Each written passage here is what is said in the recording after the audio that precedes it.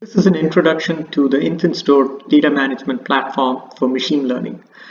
Our primary user interface is through a sidebar for the Jupyterlab notebook, and here I have my Jupyterlab notebook environment. Let me show you how the InfinStor data management platform is accessed. On the left here you have a number of icons. The folder icon, for example, is the standard file browser. This bucket icon is InfinStor's data management platform access. If I press that, I can now log into the InfinStor service using my InfinStor username and password. We have three sections you can see in the sidebar.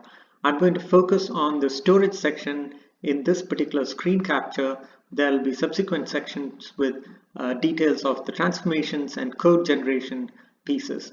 So storage, you can see there are three main pieces of functionality: InfinSnap, InfinSlice, and labeling. Label is a shorthand for accessing your storage choice.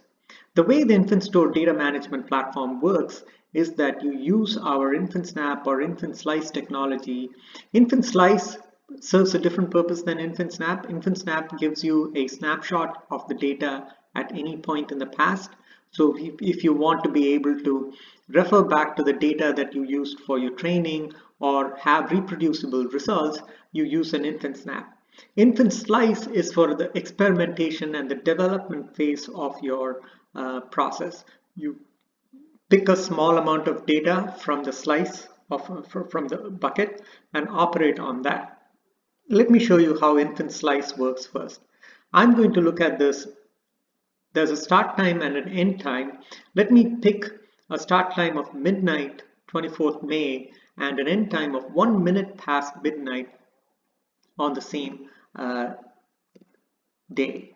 And here you go. So I picked the start time as midnight and the end time as 1 minute past midnight. If I hit browse, I have a list of buckets that I can choose. I use BTC raw transactions for most of my demos, and in there I have a folder raw transactions, and all the objects that were ingested in that particular minute will now be browsable. And as you can see, it should be a few hundred objects. I can do several things with this now, including list those objects. I can label this particular slice if I want to refer to it later on.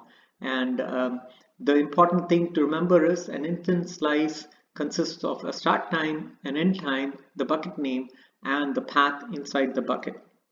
Let's take a look at InfinSnap. InfinSnap is a snapshot of the entire contents of the bucket as it was at that point in time. I'm going to set, say, March 15th, midnight, and let me hit browse. Now, clearly there should be more objects because I've been ingesting data from the Bitcoin network continuously. Every transaction on the network has been written into this bucket. And as you can see, there are a lot more objects that I can browse through. Now, finally, let me go ahead and label this. The label is going to refer to the slice or the snapshot time, which is 15th May at midnight.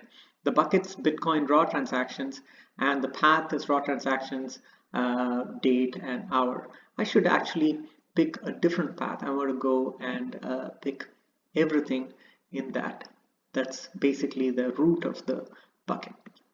So now you can see the path has turned into slash. Let me assign a label to this. And the label I'm going to say is May 15, and I hit OK.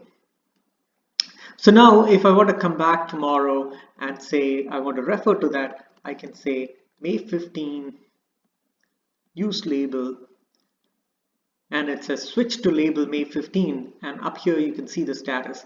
Labels May 15, the time is 15th May at midnight, the bucket's BTC raw transactions, and the path is slash.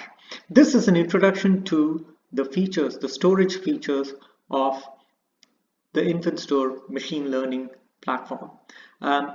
Subsequent videos will show you how to use transformations and code generations.